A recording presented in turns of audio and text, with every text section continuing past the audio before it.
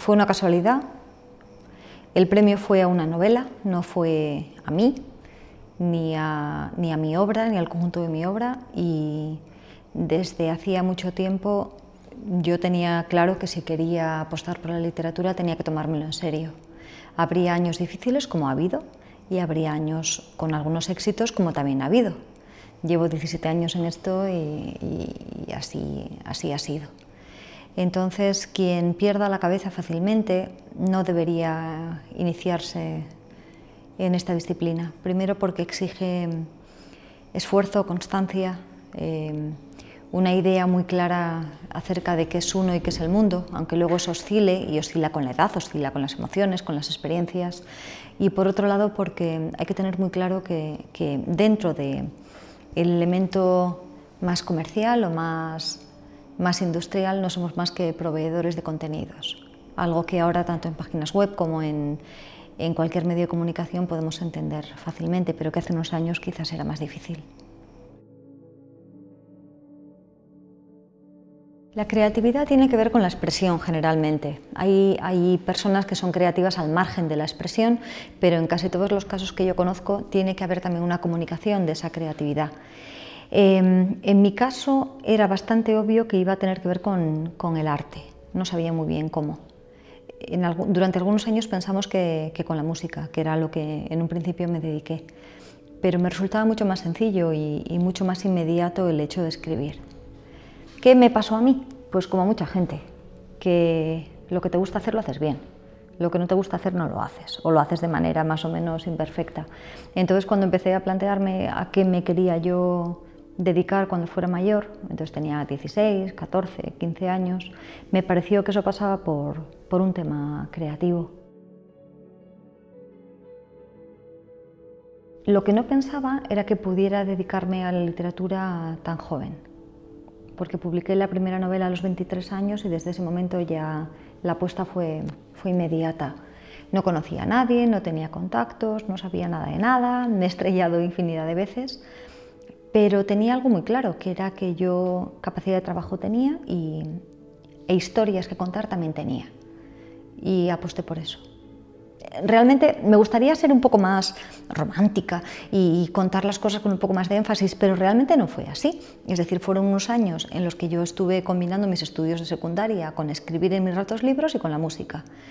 Y cuando ya entré en la universidad, me planteé que en 4 o 5 años tenía que pensar en una salida profesional. Y ya entré en contacto a través de un profesor con gente en Madrid, yo vivía en Bilbao, y a partir de ahí comencé a trabajar, como he seguido trabajando durante el resto del tiempo.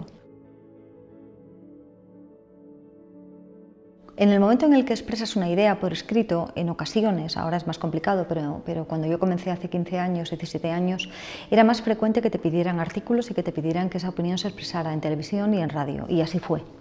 En los últimos años, por ejemplo, se ha descendido de una forma inmediata. ¿Qué significa eso? Que hay que hablar. Y a mí hablar, otra cosa igual no, pero hablar nunca ha sido un problema. Que mis opiniones fueran más o menos interesantes o que convinieran más o menos a un interés político, partidario o social, era otra cosa. Eso sí que no dependía de mí. Durante algún tiempo fue un incremento más de mi trabajo y ahora no lo es tanto porque me dedico más a temas de enseñanza y a temas de traducción y de edición. Pero no lo viví nunca, y aquí soy totalmente sincera, no lo viví nunca como una pérdida de intimidad. Quizás porque los escritores no somos populares o no somos celebrities, somos más o menos conocidos. La mayor parte de la gente puede situar a Vargas Llosa o puede situar a García Márquez, pero es que han sido noveles, menos mal. A la mayor parte de la gente común, nuestros nombres, si tenemos suerte, les suenan de algo. En el relato, claramente. En la distancia corta es mucho más intensa, acaba mucho más rápidamente, permite la fantasía de una forma menos artificiosa que en la novela. Yo creo que claramente en el relato. Y luego en el contacto directo con el lector, en conferencias, en cursos, eso siempre me ha gustado. Desde hace mucho tiempo me parecía y participé en cursos literarios, también en algunos talleres, por eso hablo de ellos y sé cómo funcionan. Me parecía que era importante el hecho de que escribir no se convirtiera en algo elitista, ni en algo distante, sino que pudiera formar parte a muchos niveles de la vida cotidiana de alguna gente. No de todos, porque es imposible que todos, pero sí de algunos, a través de clubes de lectura, a través de memorias, a través de diarios, de testimonios, de blogs, que ahora por ejemplo son tan importantes, de correspondencia, de lo que hiciera falta, pero que la gente escribiera bien y sobre todo que viera cuál era la enorme ventaja emocional que reportaba el hecho de expresarse con propiedad, a través de frases, de historias complejas, de historias menos complejas como son los cuentos de los que hablaba antes. Y de hecho, recién ganado el Planeta, lo que hice fue irme a Noruega, a Escandinavia, para trabajar en eso, para que fuera un proyecto personal a nivel europeo. Y cuando volví a España, un año y pico más tarde, fue una de mis apuestas importantes. Funcionó regular, porque era el momento también en el que invadía Bolonia y toda la parte de la estructura cultural y académica que yo creo que ha sido muy desastrosa de Bolonia. Pero con el tiempo se ha revelado que no andaba yo tan desencaminada, es decir, que realmente lo que estuve trabajando durante aquel periodo luego sí que ha sido revelador y sí que se podía aplicar a campos como por ejemplo la empresa privada o como áreas muy diversas a la literatura. Cuando yo era joven, muy joven, cuando era adolescente, enfermé de bulimia. En un momento en el que nadie hablaba de la bulimia y en el que ni yo misma sabía qué significaba estar enferma. Yo sabía que me pasaba algo, que estaba muy mal, pero no se me pasó que yo estuviera enferma por la cabeza, nunca. Eso fue años más tarde, cuando ya estaba recuperada, que me di cuenta y que me informé mejor y de pronto descubrí que lo que yo había padecido era un trastorno de la alimentación. Y me prometí a mí misma que si estaba en mi mano, no habría nadie que se encontrara como yo. Perdida, desorientada, con miedo, con ansiedad, con angustia, con una sensación de pérdida absoluta de lo importante de la vida. Se te escurría entre las manos, era como arena, no podía retenerla. Y entonces publiqué ya un libro que se llamó Cuando comer es un infierno, y que hablaba de la experiencia de 4 mujeres distintas que habían padecido variantes de la enfermedad que yo tuve. Claro, una vez que se da un paso así, no es muy coherente el no continuar. Si se abandona, no solamente abandonas una parte de tu vida, es que abandonas a mucha gente que se ha incorporado, a la que has dado voz o a la que sencillamente has prestado un mínimo de atención y se ha reconocido. Es un tema que no me cansa, me interesa mucho saber quién sigue enfermo y por qué.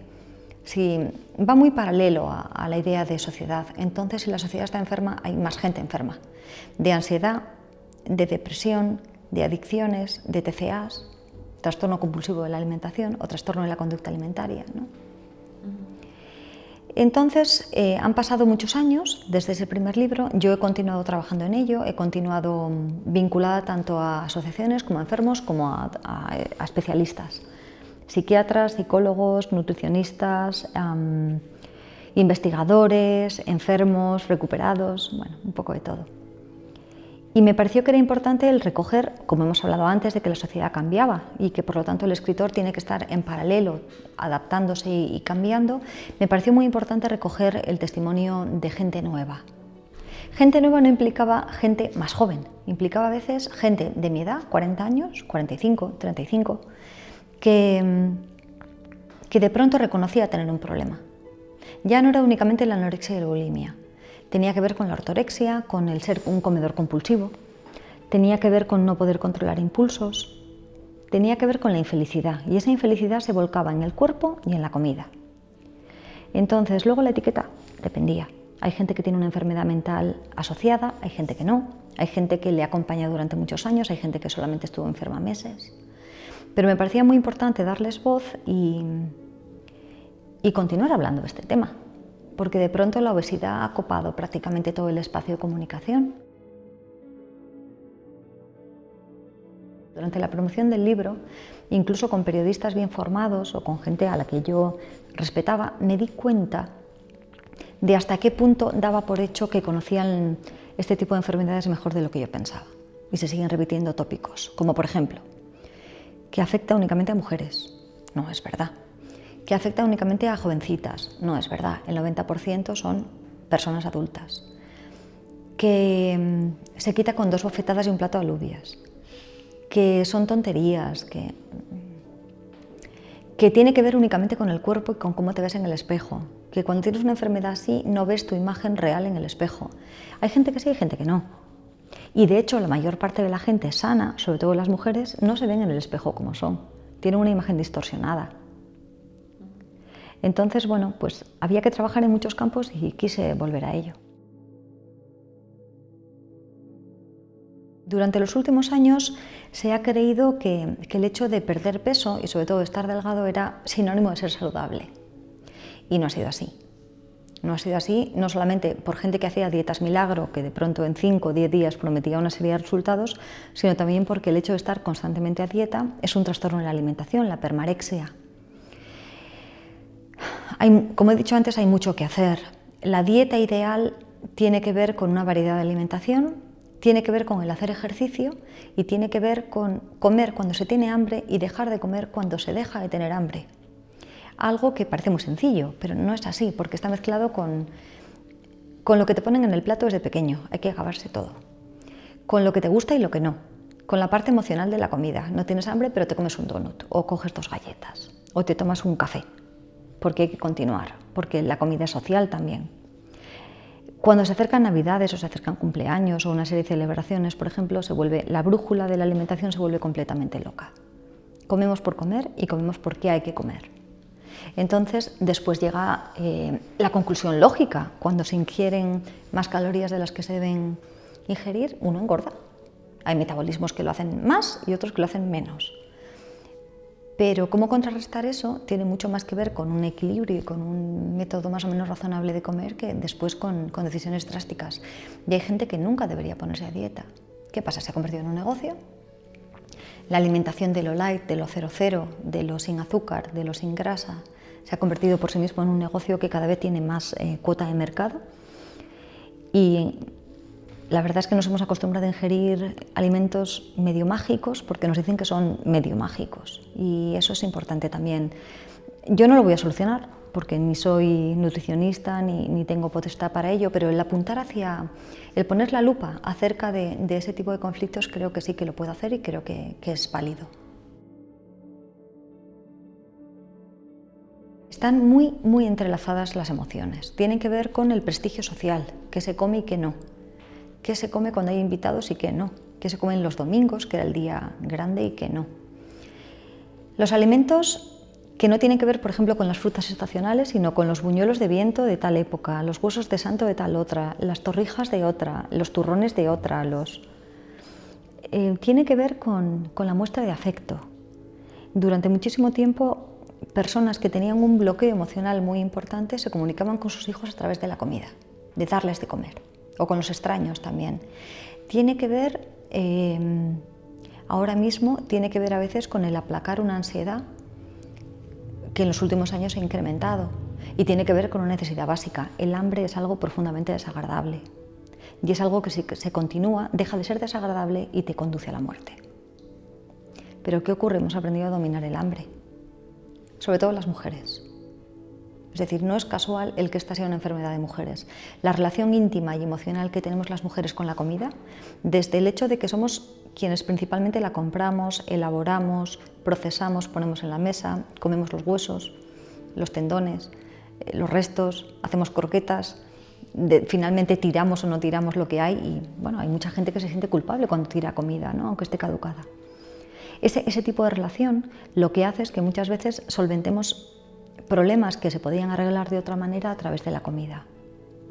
Y casi nadie te riñe, casi nadie, ojo, siempre hay excepciones. Si te ve comiendo un pastel, a no ser que tengas un sobrepeso muy evidente, pero es totalmente distinto si te metes un chute de heroína, o si fumas un porro, o si te tomas 2 copas. Es decir, continúa siendo una forma barata, rápida y legal de acallar la ansiedad y el miedo, los conflictos. Educación emocional, es lo único. Es decir, que distingan qué es hambre de comida y qué es hambre emocional. que es hambre de cariño, de atención. Hay mucha gente que no recibe la atención, o bien la que necesita o bien como la necesita. Y al mismo tiempo que con los jóvenes hay que trabajar con los adultos, que somos los que les mandamos una serie de mensajes y una serie de ejemplos.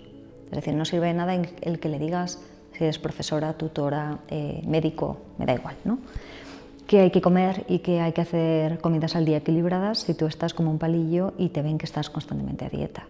O si hay comentarios constantemente, como ocurre en la actualidad, acerca de qué mujeres se descuidan o cuáles no. O si el ejemplo que mandan las revistas continúa siendo de una mujer muy delgada, o aunque no sea muy delgada, porque ahora raras veces se ve a alguien excesivamente delgado, continúan manteniendo un tipo de cuerpo que es totalmente inalcanzable, salvo para unas pocas escogidas, ¿no? O si continuamos con otro tipo de revistas en las que la crítica a cualquier cambio corporal de alguien bello, famoso, joven, sigue siendo muy cruel.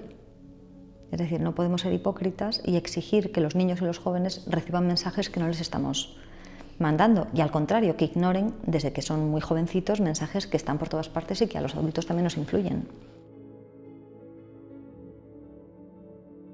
Supone, generalmente, cuando se ha declarado una enfermedad, que ha habido un cambio profundo que afecta no únicamente a la persona, sino también a su entorno, lo cual implica que el entorno tiene que cambiar y a veces no quiere. A veces, sobre todo en el caso de adultos, prefieren que los enfermos continúen enfermos antes que introducir cambios. Cada vez era menos, pero hace unos cuantos años era muy frecuente que una adulta responsable de familia continuara enferma muchos años porque compensaba. Es decir, si de pronto la madre de familia tenía que pasar 2 años que no podía ocuparse de la comida, ¿quién se ocupaba? Con niños muy pequeños, en una ciudad, en un entorno en el que no había, por ejemplo, apoyo, ¿no? ¿Qué supone curarse? Supone terapia, supone nutrición, supone muchas veces que colaboren disciplinas muy distintas, desde el ginecólogo hasta el nutricionista. Supone a veces un ingreso, no siempre, pero a veces sí.